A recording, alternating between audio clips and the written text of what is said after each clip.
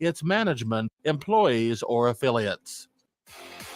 It's time to steer the line. Touchdown!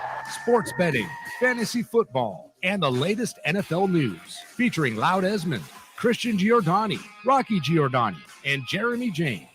Bet on us to make you a better better. What? Let's get ready to steer the line. Good afternoon, everyone. Welcome to another segment of Steer Your Line. I'm your host and analytics expert, Christian Giordani. Alongside of me is Loudesmond. Yes, our sir. professional sports handicapper. Loud, how you doing on this fine Friday afternoon? I'm doing better than the Steelers are at quarterback. Yeah, we got a lot of news to talk about, a lot of LFL news. We got contracts. We have controversies all over. We have owners dealing with players. What do you want to jump into first? Well, let me just recap a little bit of betting strategy for the preseason. This is, after all, a betting show. When you're betting on the preseason, you're not looking at who's the better team. You're looking at things like who's trying to install a new offense or a new defense, who's got to figure out who their starting quarterback is going to be, who's got more depth, who's more motivated to win. And that's really the big one, in my opinion, is who's more motivated to win the game. Last night, I had the Giants over the Lions. Obviously, the Lions are a much better team than the Giants. The Lions have a legit shot at the Super Bowl. The Giants have a legit shot of it at a top 10 draft pick. So, obviously, in the regular season, the Lions will crush the Giants. But in preseason, Dan Campbell, who had been a player, he doesn't play his starters in the preseason. He doesn't play anybody who matters. He coaches the preseason like a former player, and that is injury averse and conservative, and let's let the new guys play. Okay. Tonight, I have the Steelers. They're currently down 14-0. I'm not giving up on that yet. The second half is garbage time in these preseason games, and the fact is Mike Tomlin doesn't like to lose in the preseason, and he especially doesn't like to lose at home in the preseason. This is their home opener, but the problem is they are getting crap-ola play at the quarterback position.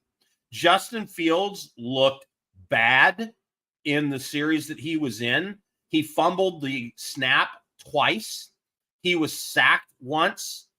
It didn't look good. He hit a couple passes late in his last appearance, but then they couldn't put it in the end zone, and the quarterback that they put in overthrew a wide open receiver in the corner of the end zone.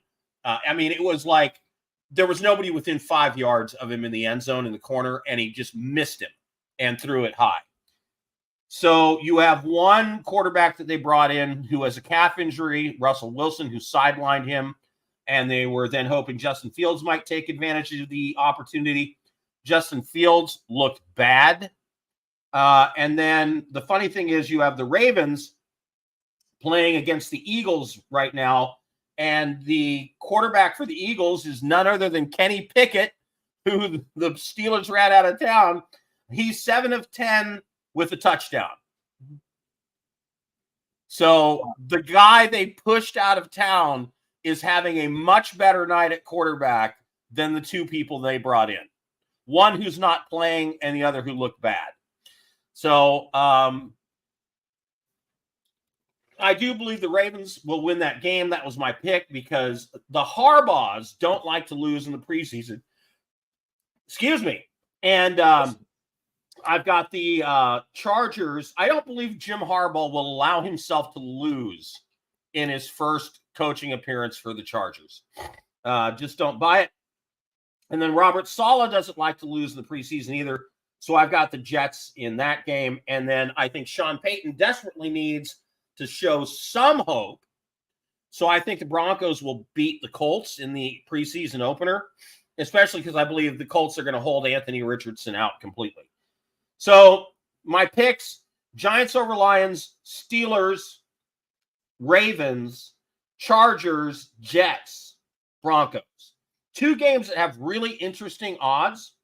Normally, preseason games, you don't see really wide odds splits on the money line. The Packers at the Browns are minus 250. That make any sense to you? No, not at all. So somebody knows something. I see those things and I go, and I think that's because the Browns are going to be absolutely desperate to win to show their fan base some hope. And the Packers feel pretty good about themselves. Cowboys minus 220 at Rams. Now, you know why that is, right? 100%. Sean McVay does not put anyone of significance on the field during preseason. Nope. Not even Jimmy Garoppolo will see a snap this preseason. It will all be Stetson Bennett. Yeah, so that's why I don't like either of those games at that high odds because preseason games are fluky. So for me, risking that kind of odds number in a preseason game doesn't make any sense. So I'm staying away from those two games. Anyway, that's my 2 cents worth, my $100 worth, maybe maximum that I'll put out this weekend because they are preseason games. But it does make the preseason games more fun to watch when you have a few shekels on, except, of course, when you're losing 14-0 going into halftime. So there we are. Of course. All right, let's hop right into the NFL news. Obviously, one contract I think we glazed over last week. Jordan Love became the highest paid quarterback of all time. Once again, the market has set a new contract. It is 4 years, $220 million. He was already on a $20 million 1-year extension for this year, but Green Bay wanted to lock him up long term, and now he will be a Green Bay Packer until his age 30 season, which is 2028. For a kid that only won 9 games last year, is this an overpay? Is this Green Bay looking to the future, or someone knows something that we don't? This is just the going rate for quarterbacks now. If you're a top 15 quarterback in the NFL, I mean, good Lord, look at Kirk Cousins. I mean, come on, we said it once and we said it again. His agent needs to be in the Hall of Fame. The greatest that ever lived. Dak Prescott might hit the $60 million a year mark. God. Mm-hmm. What world do we live in where Dak Prescott is the highest paid quarterback in the world? Because they're not available. Remember when the Raiders coach was trying to push the sainted Derek Carr out of town? Yep. What did I keep asking our Raider fan friend on this show who was all for it?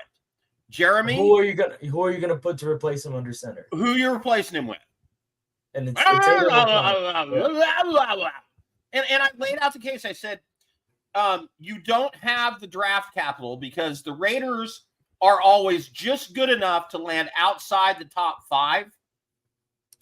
And they always overspend on free agents. And they just don't do it right. And when they have had high quarterback draft picks, yeah, anybody remember the number 1 Jamarcus Russell pick? Mm-hmm. Mr. Purple Mr. Drink 420. Yeah. Come on. You hear that guy just defrauded a child's charity at his old high school for like $100,000? I'm pretty sure it's more than $100,000. Yeah, anyway, it may be more, but yeah. I'm collecting money for the needy children of my high school. No, it's going into my pocket to buy more Purple Drink. Anyway, so this is the market. This is if you want a high-end quarterback, what are you willing to pay?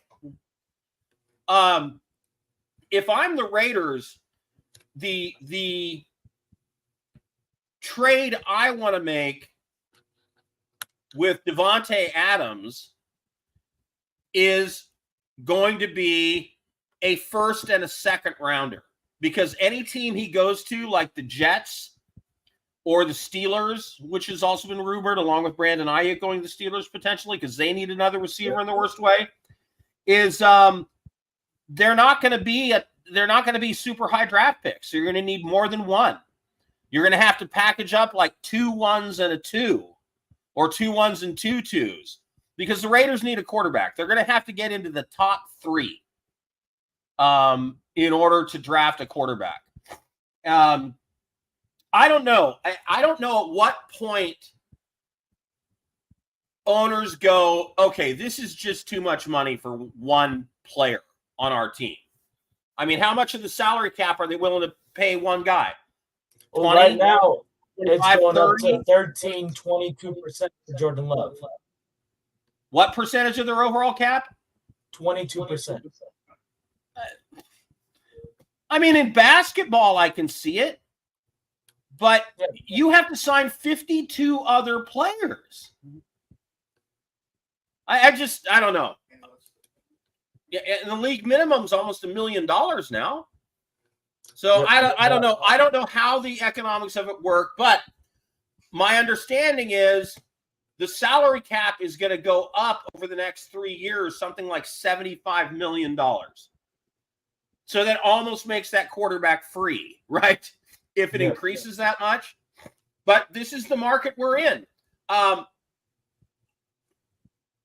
don't know what you do. You're stuck if you're an NFL franchise right now. How many really great quarterbacks are there? Truth be told, there's about 5 to 7. So we're going to say Mahomes, and we're going to say Joe Burrow. Josh Allen. Matthew Stafford. Is Aaron Rodgers still there? I'll put Aaron Rodgers up there, yeah. I'd like to see him finish a game, but, Aaron Rodgers, let's see. Huggy Bear. People will put him up there. I don't think he's a great quarterback. I think he's a great athlete. Outside of that, you see how we're struggling to come up with Brock Purdy, MVP candidate right there. Yeah, but how much of that is he's a great system quarterback? I know it's not. People would say, no, that's not fair. He's a great quarterback. Okay, I get it. But he's blessed with a lot of weapons around him and great There's coaches. About 7 right there. That's the 7. Brock Purdy. Yeah, I mean, and then what, right? Outside of Derek Carr being right there on the bubble, there's not a lot of quarterbacks. And so but a lot of them are getting paid like they're the best players in the NFL. Trevor Lawrence is a top 15 quarterback, and he's getting paid number 1. Justin Herbert. I think Justin Herbert's actually a very good quarterback, just on a very bad team. But still, there's no winning results. I think winning has a lot to do with payment as well. And now Jordan Love, a kid who's won 9 games. No shot to him. No, nothing. I think he is going to be a really good quarterback, and he fits perfectly in that Green Bay offense. But you have 9 wins under your belt, and now you're You're the highest paid player at your position. Yeah, it's insane. All right, moving on from the quarterbacks, we have another high-paid player. Tyreek Hill just signed a 3-year extension with the Miami Dolphins, which keeps him until 2026, where he's going to earn up to $55 million in the next 2 years, which equals out to over $110 million combined. Worth every penny. Yep. Ranked the number 1 player in the NFL amongst his peers, arguably the best receiver in football, definitely the fastest player on the planet right now, completely worth every penny of that contract. And it keeps Miami relevant. Yeah, you hit him with a 5-yard crosser, he could score a touchdown. You send him on a post pattern for 70 yards, he could score a touchdown. Yep. It's just scary. So yeah, no, he's a generational talent. Yes, and he will be a Hall of Famer. First ballot, no doubt. Yeah, first ballot Hall of Famer. So yeah, give the man his money.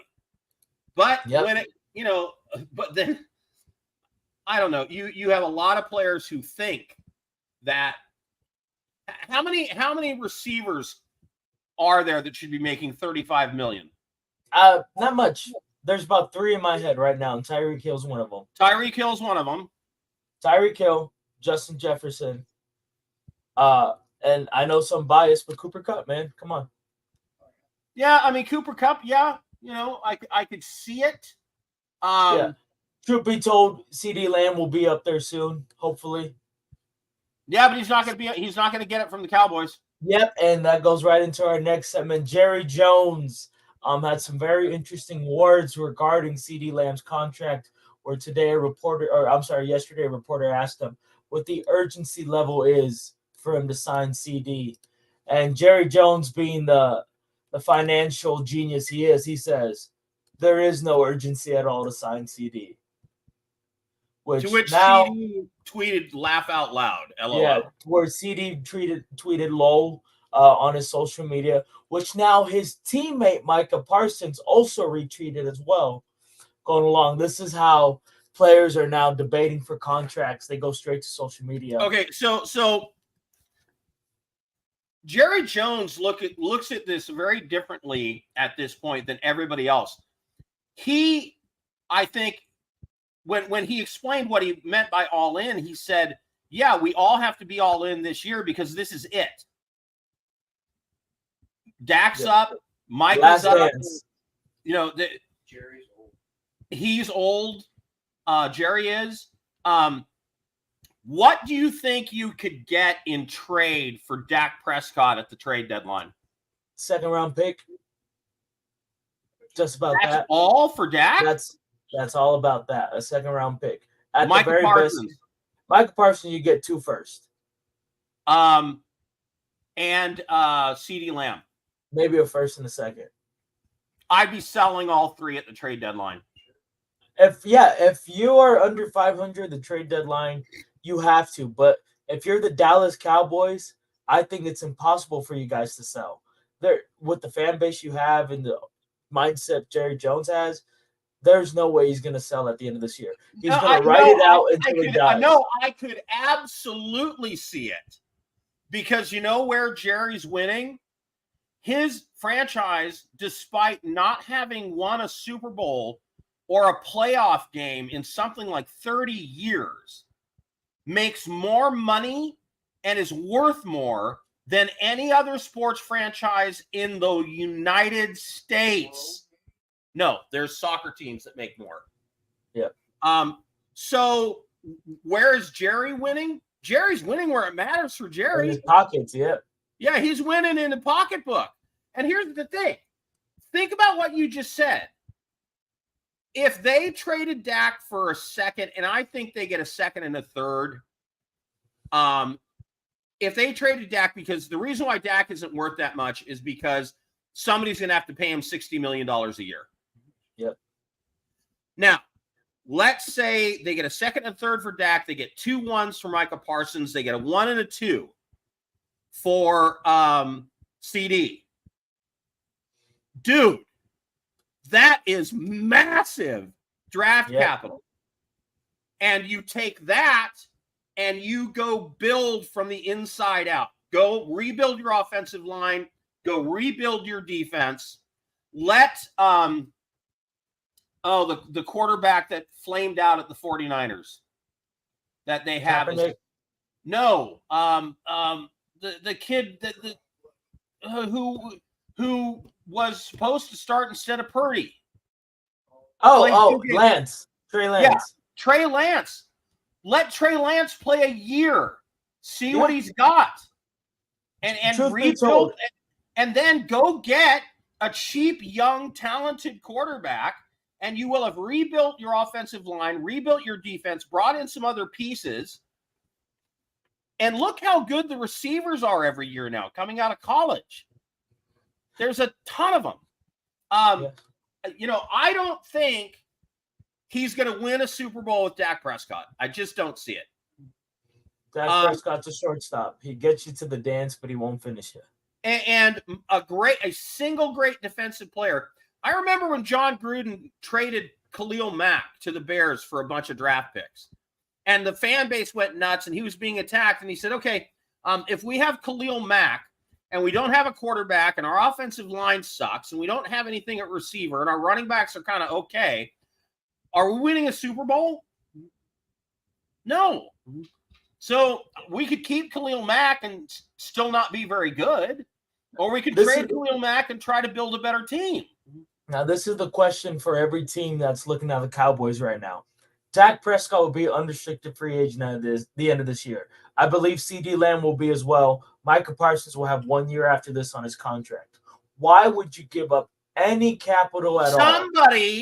Somebody is going to think they have a chance to win the Super Bowl, and their quarterback is going to get hurt. But let's be realistic. Receiver is going to get hurt. Let's be very realistic. Every team right now that has a genuine contending shot, Los Angeles Rams, San Francisco 49ers, the Chiefs, the Ravens, Texans, all those teams already have their franchise guy. I don't see a team that you can plug in a Dak Prescott to win a championship right now. Okay, so obviously. Okay. Wait a second. Look at what the Browns did to get Deshaun Watson. And yes, and that some team will be desperate. That's been a warning tale for every GM in the NFL. I'm telling you, look at the trades. Look at the trades after the Deshaun Watson and the Russell Wilson trade. No one has given up multiple first-round picks for anyone. Hang on a second. If you're the Pittsburgh Steelers and you're going to go 8-9 and you're going to miss the playoffs because you've got nothing at quarterback, Russell Wilson's contract is up at the end of this year. Justin Fields' contract is up at the end of this year. If both those guys aren't the answer, what would the Steelers pay to get Dak Prescott? That's a team that thinks we've got a good enough defense. But that's the thing. They have their guys for this year. Look, from everything. No, but I'm saying, but if you're the Steelers and you're desperate for a quarterback, do you want to let Justin Fields hit free agency, or do you want to trade for him with the Cowboys and lock him in before he hits the open market? I wouldn't touch. Just me being me, I wouldn't touch Dak Prescott with a 6-foot pole. I would rather be closer to Deshaun Watson than Dak Prescott. Okay, I'm just saying that the league has shown a propensity to overpay for quarterbacks when they're desperate. I think the Falcons paid way too much for Kirk Cousins. And now the rumor is that Michael Penix Jr. is out playing him. Yeah, and he might start week 1, which is insane. Well, no, this has happened before. Remember, Russell Wilson was a 5th-round draft pick out of, I don't know, North Carolina or something. And the Seahawks had given up a king's ransom to get the quarterback that had come in and finished the season for Aaron Rodgers and had looked great. And they paid that guy a boatload of money, and they cut him at the end of training camp because Russell Wilson outplayed him. Yep. So, I mean, it happens. It happens. So I would not be surprised if by the trade deadline, if the 49ers, if the Cowboys have moved on from Dak Prescott, CeeDee Lamb, or Micah Parsons, or all three. Truth be told, the only team I can really realistically see being desperate enough to trade for Dak Prescott is the Las Vegas Raiders. I could see it. They're dumb enough to do it. It's a move where if the Chiefs are weak in the West and that title's up for grabs, they will trade for Dak Prescott. Well, here's the thing, though. They did act very un-Raider-like in the draft this year. They drafted for need, and they did it right, and they didn't reach for anything stupid. And I was watching to see what this new regime would look like. And I said, if you're the Raiders, you're 3 years away from being competitive. You got nothing at quarterback. Devontae Adams isn't going to want to stay there. You've got 2 great young tight ends for the next 5 years. Great. You need more help on offensive line. You need a real answer at running back. And you need more than Max Crosby on defense. So you've got a lot of holes to fill. So I thought they were smart. They're not going to win this season, so they didn't go reach for a quarterback. They didn't go massively pay some free agent. It's a joke that they're going to roll out either Aiden O'Connell or Gardner Minshew, who should both be honestly playing in the UFL. But that's what they're going to do. Yep. I don't know. The Cowboys situation, obviously, if I'm a team, I'm all over CeeDee Lamb. If I'm a team, I'm all over Micah Parsons. If I'm a team, I'm very, very cautious with Dak Prescott.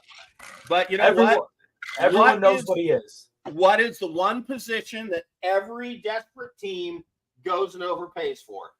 Obviously quarterback. But this is the one year where there's obvious contenders and there's teams that are 1 minute and they're not a quarterback away.